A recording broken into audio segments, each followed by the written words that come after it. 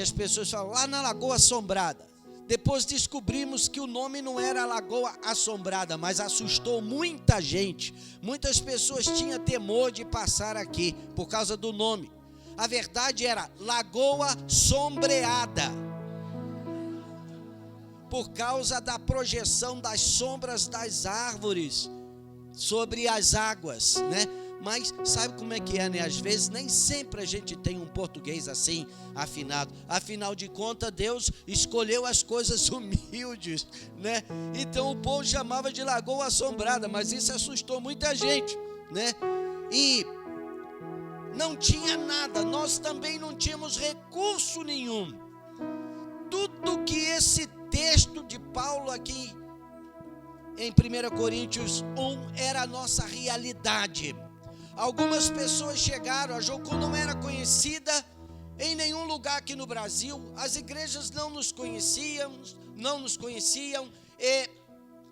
e eu me lembro que algumas pessoas chegaram na Jocum, fumaram o último baseado antes de entrar na propriedade e disseram, eu vou fumar o último aqui porque depois que eu passar dessa porteira aqui para dentro, isso era lá em Contagem, onde nós tínhamos um prédio alugado, depois nunca mais eu vou fazer uso disso.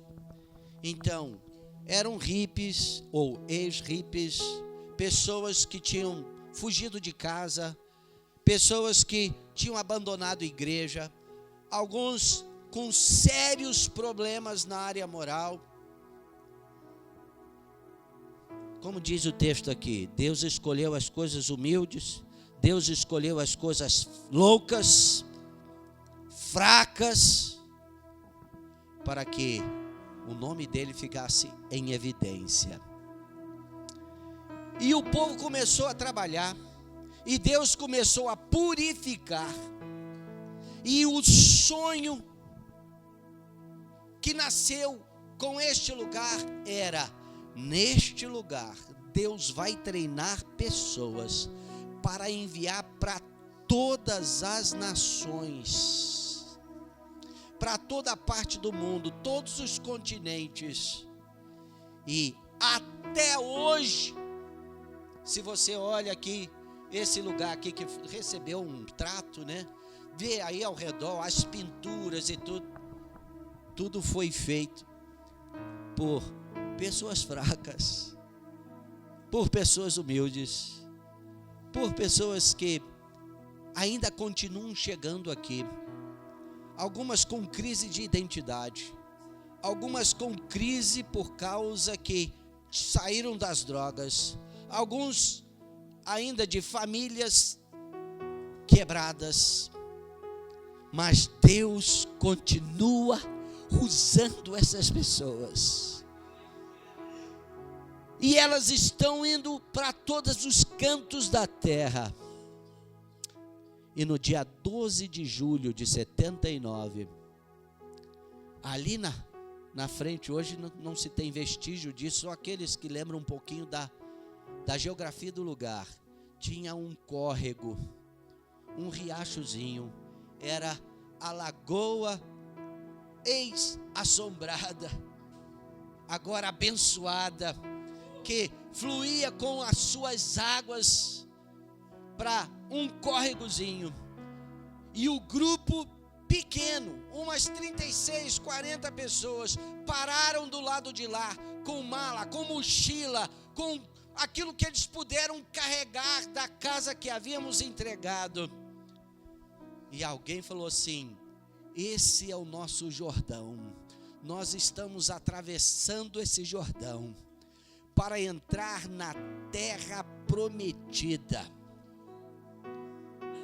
E era esse lugar, o lugar que não tinha nada, que tinha sim muita cobra, marimbondo, casa de abelha, aranha, e de vez em quando saía um jocumeiro correndo, porque tinha batido numa casa de abelha ou de marimbondo, saía correndo.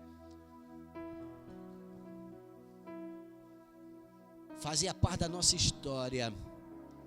Eu mesmo, ajudei a fazer muitas dessas paredes dos prédios.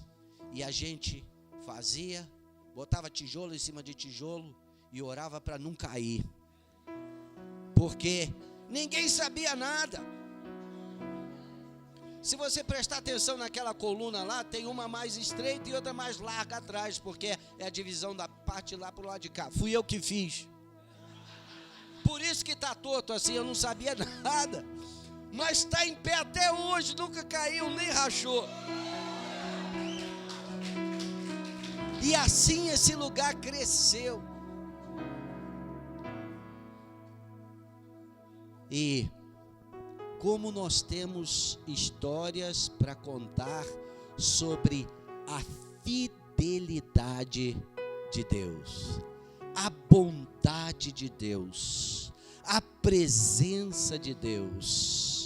E aqueles que tiverem curiosidade, aqui estão os 18 valores que nos mantêm vivos, unidos, numa família que se estende por todos os continentes deste globo, por todas as nações da terra.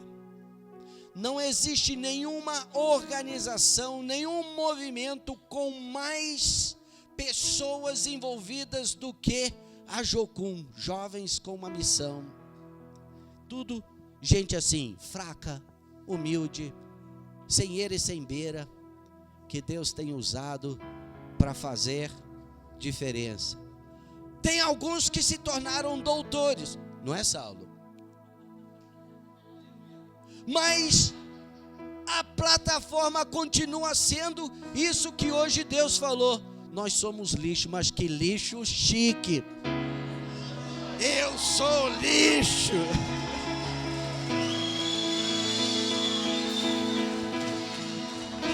Um lixo especial. Aqueles que no mundo recebem o nome de escória, mas que escória poderosa.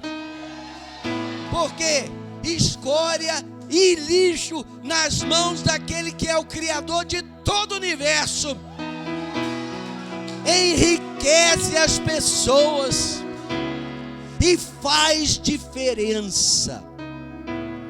Então depois, os nossos visitantes que estão aqui nos honrando, podem dar uma olhada por aqui e ver o que é que nos une, o que nos mantém firmes, o que nos mantém na linha. E deste lugar saíram pessoas que estabeleceram a missão e plantaram igrejas, várias igrejas, em várias nações, em todos os continentes. Estão fazendo diferença. E tudo teve um início. Qual foi o início? Está aqui. Ouvir a voz de Deus. Os princípios de intercessão, onde nós ouvimos Deus e através de Deus em nós recebemos restauração, e através da ação de Deus em nós, nós obedecemos. E é só isso que é necessário para se estender o reino de Deus sobre este mundo.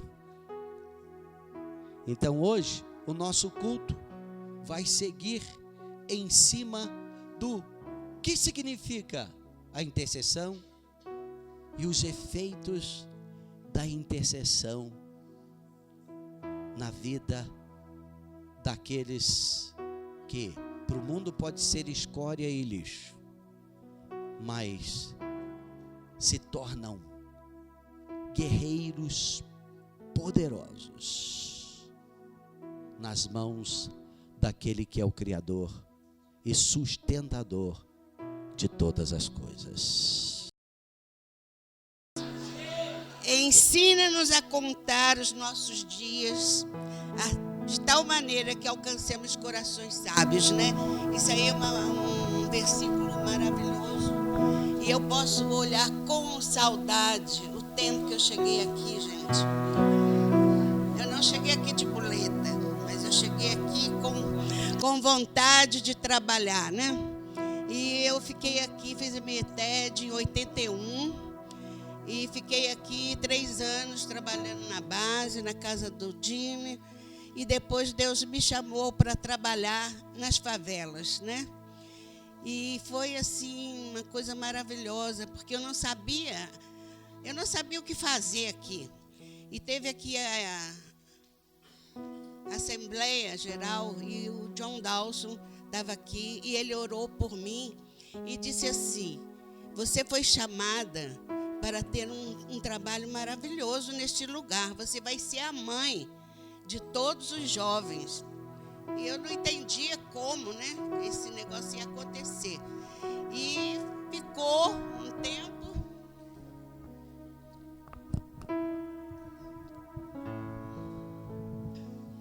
E um dia eu estava lá embaixo no poço, lavando roupas. E eu olhei para um rapaz trabalhando lá no sol quente. E Deus falou comigo assim: vai lá e dê um abraço nesse rapaz.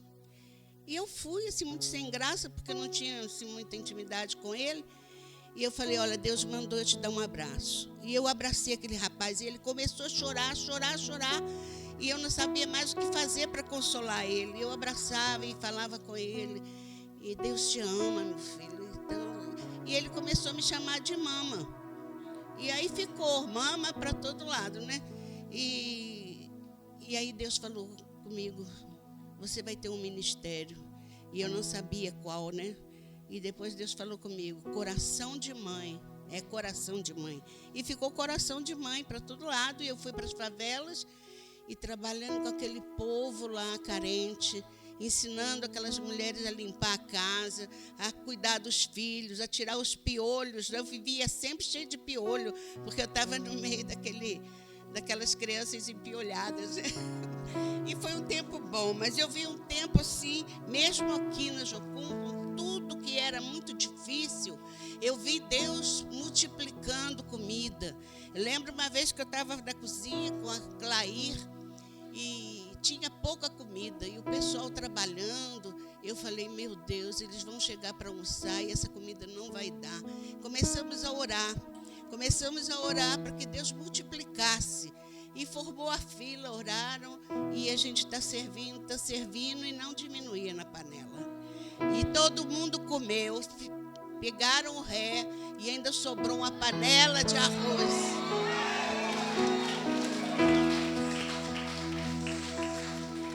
Foi tremendo isso. Na favela também aconteceu muitas vezes. Nós fizemos um almoço lá, nós compramos uma casa lá, tínhamos um trabalho e resolvemos fazer um almoço de Natal. E nós contamos às pessoas, falamos: nós vamos fechar a porta, porque senão não vai dar comida, né?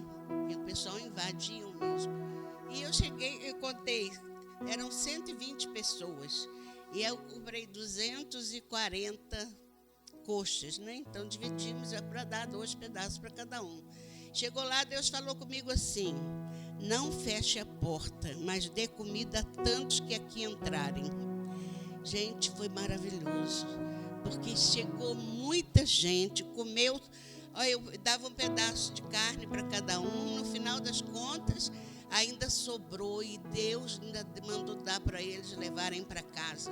Foi assim uma multiplicação que a gente não entendia, como que Deus agia.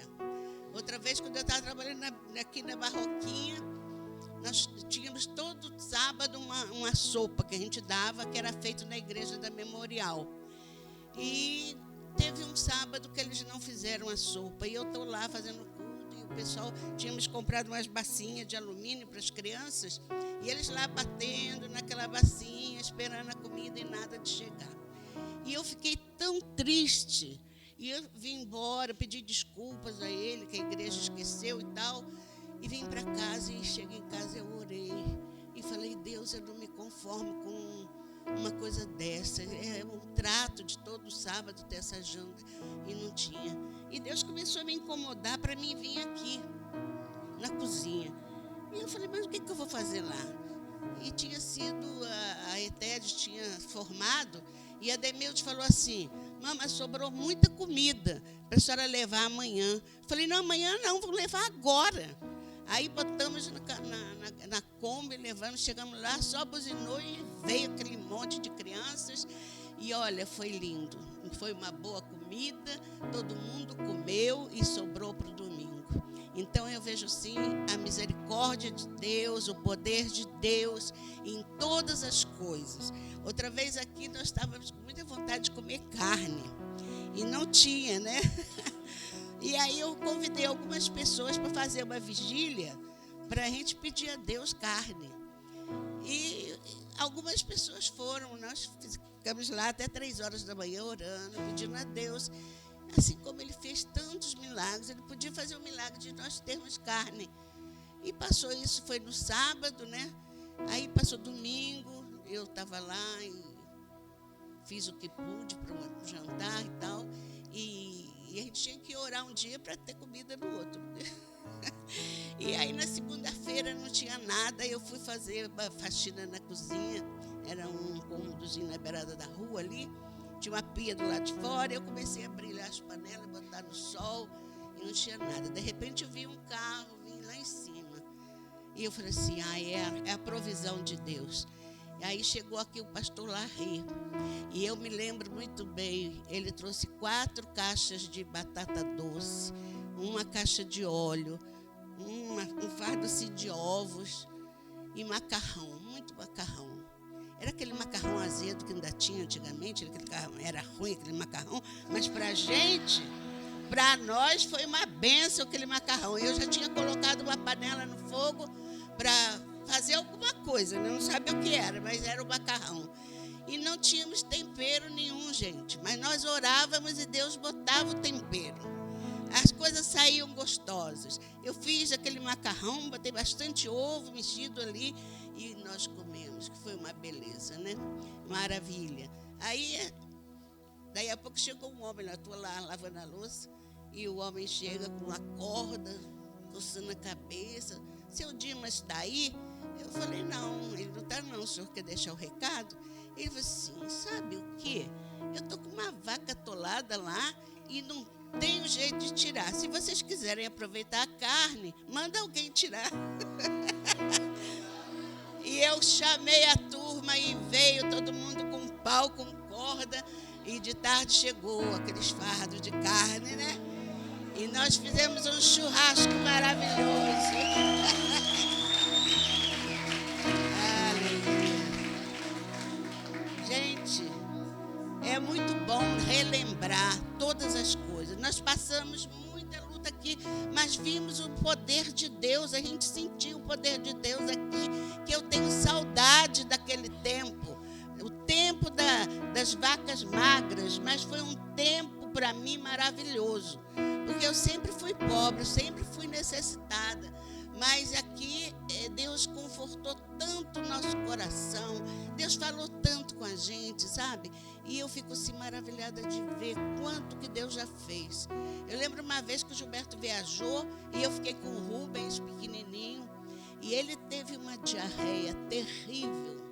Coitadinho, ele chorava e era tão fedido o negócio e ninguém tinha sabão aqui. Eu não tinha sabão, eu saí pedindo para os outros, ninguém tinha sabão. E eu falei, meu Deus do céu, essas fraldas não vão limpar de jeito nenhum. E ele chorava de dor, tadinho. Eu não tinha nada, não tinha dinheiro para comprar nada. Aí eu falei, meu Pai do céu, manda algum recurso. Essa criança não tem culpa de ser filho de missionário. Aí chegou uma carta para Jussara. Chegou uma carta para Jussara, eu olhei assim, pensei assim, acho que tem dinheiro aqui dentro, eu vou abrir. Abri a carta. Naquele tempo era cruzeiro, né? Tinha aquela notinha lá de 1000 cruzeiros, amarelinha. Aí eu falei, Jussara, me perdoa, mas eu vou comprar o remédio para ele. Mandei comprar remédio, hipogross, maizena, porque ele estava queimado demais, tadinho. Tinha que deixar ele sem fralda mesmo, né? E botar aquilo, e comprei uma opção de remédio lá, e graças a Deus ele ficou bom, rápido. E eu falei, glória a Deus, meu Pai, que o Senhor não nos deixa. Na hora da angústia, ele manda o recurso. Daí a Heloísa que tinha mandado esse dinheiro. Eu lembro bem dessa fase, né? Então, são muitas coisas assim que nós passamos aqui, mas que vimos o poder de Deus. Então, que esse poder continue, né, em nossas vidas e dando-nos esperança. Eu cheguei aqui, eu tinha 44 anos, já se passaram 40, já tenho 84, né? Mas eu dou glórias a Deus. Eu não posso fazer muita coisa, mas eu posso orar, né? Então eu vivo através de Deus, eu tenho orado e Deus tem respondido muitas coisas, né? Eu vejo assim a fidelidade dele. Eu faço parte da casa de oração e faço parte da intercessão. Essa semana toda é intercessão de manhã e eu estou indo de 8 às 10, chego aqui 10h15, mais ou menos, né? Para participar aqui. Mas eu dou graças a Deus, dou glórias a Deus, porque em tudo que eu sofri na minha vida, eu vejo hoje o refrigério, né? Tem o refrigério. Eu aprendi a ler, sabe como? Trabalhando em casa de família e brincando com as crianças de escolinha. Foi assim que eu aprendi a ler. Eu não tive na escola, eu não estudei nada e mesmo assim, Deus tem me usado.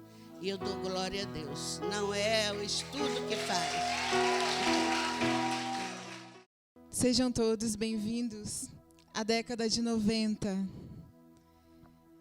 Enquanto víamos, ouvíamos e respondíamos aquilo que os céus estavam comunicando através das orações sobre as nações, Deus erguia portais de nações, construía pontes entre um povo e outro, derrubava muros e dizia para nós, Jocum Contagem, venham, esse é o tempo de vocês romperem os ares, cruzar fronteiras, pisar nações e me fazer conhecido. E nós ouvimos e obedecemos a voz do Senhor. Colocamos sobre os nossos ombros, além da glória de Deus, uma pequena mochila simples sobre os nossos ombros. Pisamos muitas nações e dizemos sim, Senhor. Povos, línguas e nações têm sido tocadas por nossos pés e mãos até hoje. A nossa história continua, porque um dia nós ouvimos e obedecemos a voz do Senhor.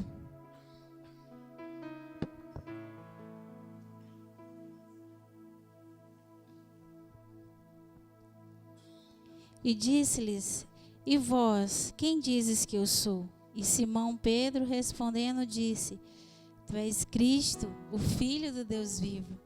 E Jesus respondendo disse-lhes, dissertes bem, tu és aventurado, Simão Barjonas, porque não foi carne e sangue que te revelou, mas o Pai que está nos céus. Pois também eu te digo, tu és Pedro, e sobre essa pedra edificarei a minha igreja, e as portas do inferno não prevalecerão contra ela. Houve também uma década difícil, porque o convite é grandioso, a obra grandiosa, sobre um Deus extremamente bondoso. E hoje é o dia de lembrar quem nós somos e lembrar do Deus que nos chamou. Eu não sei se brincando, espontâneo ou revelação. A Jussara disse hoje que nós somos o lixo. Eu acho que eu sou um lixo já bem trabalhado. Mas é isso mesmo. O que Deus viu em Pedro, o que Deus viu em você, o que Deus viu em nós. Tudo começou a partir de uma revelação. Todos nós, em algum momento, no nosso lugar secreto, de oração, de intercessão, entendemos alguma coisa sobre Ele, que nos confronta quando olhamos para nós mesmos. E como pisar das nações? E a mesma pergunta eu fiz quando Deus disse, eu vou te enviar, eu vou te equipar. E como Maria, eu disse, como vai ser isso? Quando o anjo visitou Maria e disse que ela era agraciada e que ela ia gerar, ela disse, como será isso? E muitas vezes em oração eu perguntei para Deus, como será isso? E eu entendi que não era por mim mesma, mas era a partir da minha obediência, juntamente com meu esposo, que eu quero convidar aqui, a Esté e o Rusquim. Cadê a Esté e o Rusquim? Eles são maiores do que eu. Ela tá, vem cá, filho. Esté, Rusquim. Nós somos frutos de orações, com certeza, daqueles que clamam dia e noite. Nós somos respostas de oração. A minha casa é resposta de oração. Não que nós merecêssemos tal privilégio, porque como Pedro ou qualquer outro daqueles que Deus chamou, nós somos falhos. Eu sou mãe chata às vezes, e o meu esposo também, falhamos em alguns momentos, mas nós dizemos sim para Ele, e no nosso lugar de intercessão, nos colocando à disposição dEle, onde Ele revela quem Ele é para nós, onde Ele disse para nós o que Ele queria da nossa casa. Todos nós dizemos sim. O Rusquim, quando nós chegamos, ele disse, mamãe, você sabe que eu não tenho muita cara de missionário. Terminou a EMF, ele disse, já estou pedindo a Deus completar 18 anos para fazer ETED.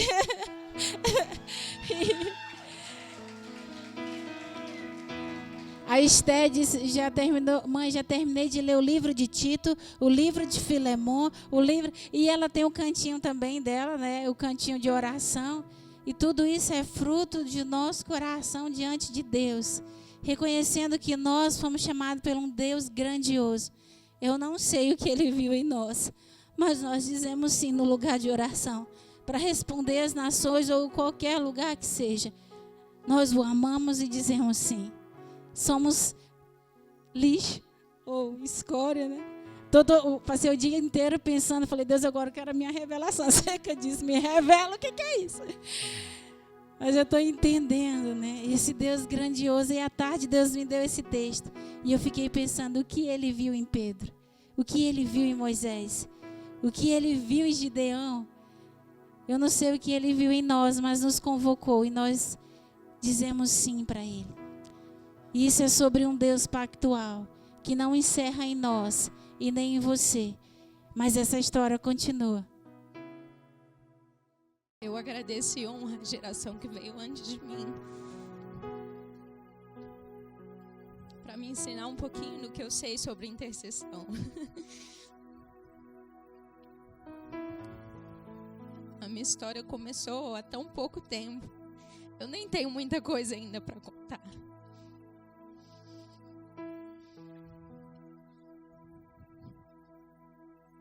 Mas eu tenho uma história sobre obediência.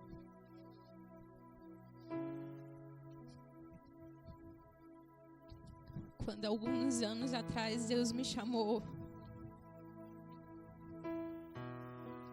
para escolher a melhor parte, para estar aos pés dele. E foi com ele que eu aprendi as coisas mais preciosas, os tesouros mais valiosos que eu sei. E eu sei que eu vou continuar aprendendo. E aqui na base eu passei por várias estações. E eu vi também os meus irmãos passando por várias estações. Algumas estações de seca. Mas logo a árvore foi tomando forma e florescendo de novo. E de repente a nossa árvore estava cheia de frutos.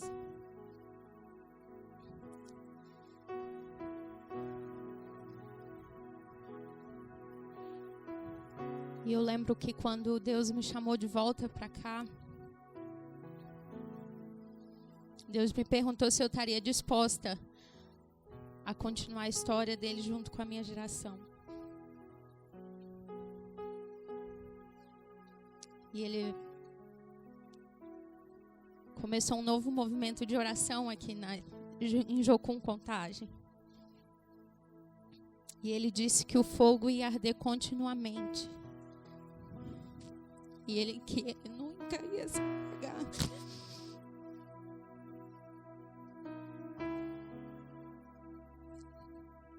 Foi quando a glória de Deus veio de volta.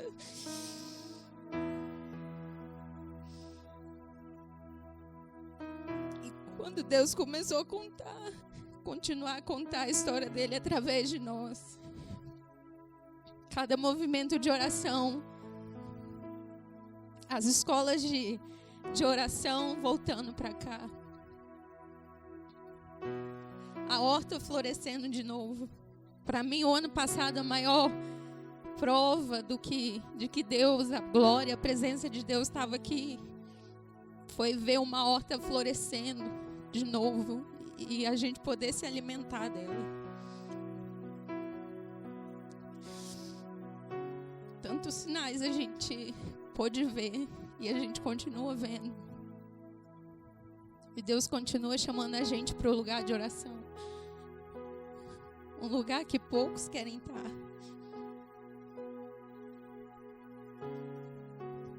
Mas Deus me desafiou e me inseriu na história dele.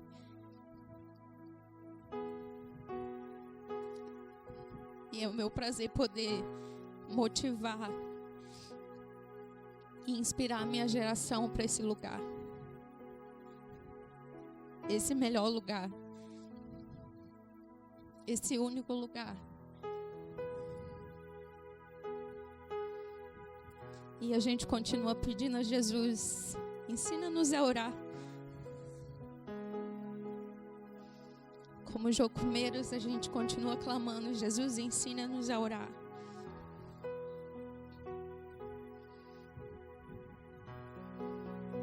Porque nós já sabemos que obras maiores a gente consegue fazer com Ele. Mas a gente precisa permanecer nesse lugar de oração. E eu tenho uma certeza dentro de mim que esse fogo ele continuará ardendo continuamente sobre o altar. O mesmo fogo que queimava no fogão de lenha do início. As orações que mantinham o fogo queimando. É o mesmo fogo que se estende para a nossa geração. Nós sim somos a geração dos que oram, dos que preferem a melhor coisa. Uma única coisa eu vou pedir, eu vou buscar todos os dias. Habitar na presença do Senhor. Esse é o meu lugar favorito. A minha missão é essa. Minha missão é amar o Senhor com todo o meu coração, com toda a minha força e com todo o meu entendimento.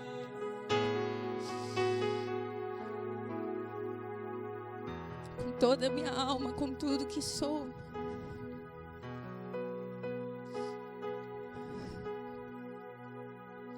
E Deus foi trazendo os pequeninos também.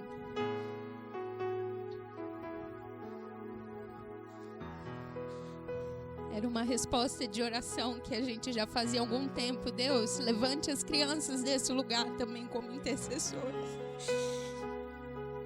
Restaure os lares através das crianças.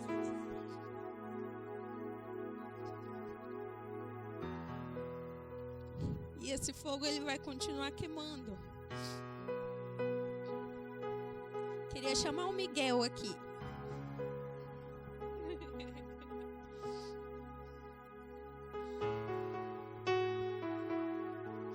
Simbologicamente a gente vai passar essa tocha.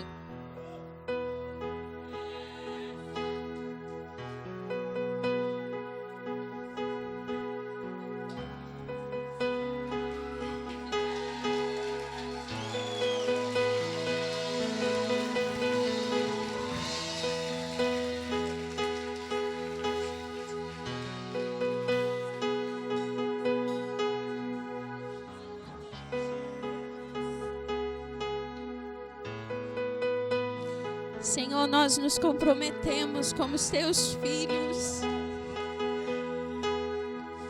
a manter esse fogo ardendo continuamente sobre o altar, Senhor. Nós dizemos: as nações podem sim contar com as nossas orações. Os povos da terra podem sim contar com as orações dos santos. Levanta-nos, Senhor. Levante o seu exército muito numeroso.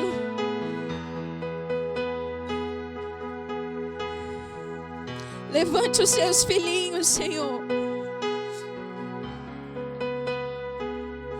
Que a gente possa preferir esse lugar dia e noite e dia.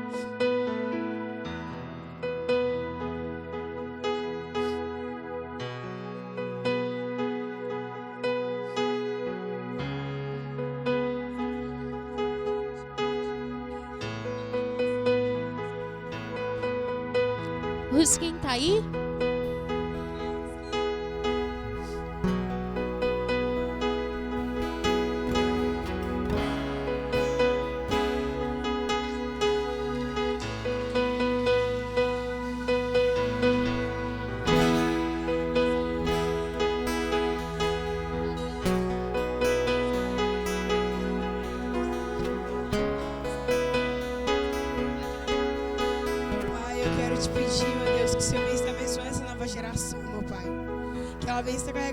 Da esperança, a tocha de missões, a tocha onde essas pessoas estão carregando e vão passar para outras gerações.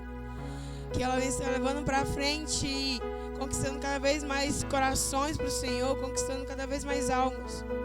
Que essas pessoas venham estar adorando o Senhor, adorando o que o Senhor tem para dar. E que essas pessoas o amem pelo que você é e não pelo que você tem para dar. E eu te agradeço por tudo que você tem nos dado. Eu te agradeço por maravilhas que o Senhor tem feito em nossas vidas. Eu te agradeço por esses 40 anos que estamos de pé e firmes, pregando o seu evangelho e ensinando as pessoas a amar o Senhor, a amar o seu ministério. Amém.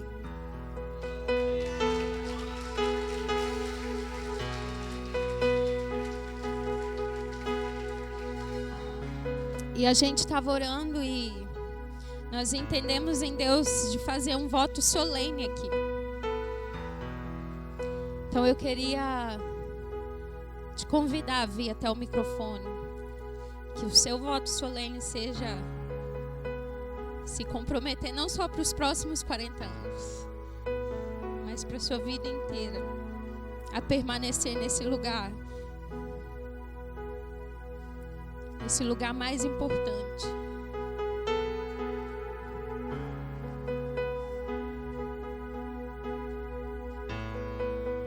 Que você possa, junto com a gente, segurar essa tocha e fazer com que esse fogo continue ardendo no altar, continuamente. Você vai ter essa oportunidade bem rápido de vir aqui ao microfone e falar: Senhor, eu quero me comprometer com a intercessão, com a oração, eu quero me comprometer com esse lugar de oração. Mais do que fazer, eu quero me encontrar, ser achada nesse lugar. Amém? Então vamos começar.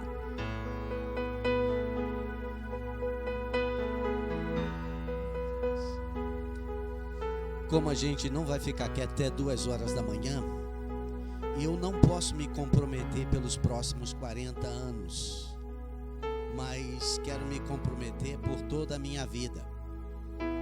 Não sei se tem 40 anos pela frente, mas eu tenho toda a minha vida. E aqueles que querem falar sim também, 40 ou toda a sua vida, se coloque de pé. Você não precisa ver no microfone. Levante a sua mão. E aí onde você está, você pode dizer: Deus, eu quero estar no centro da tua vontade.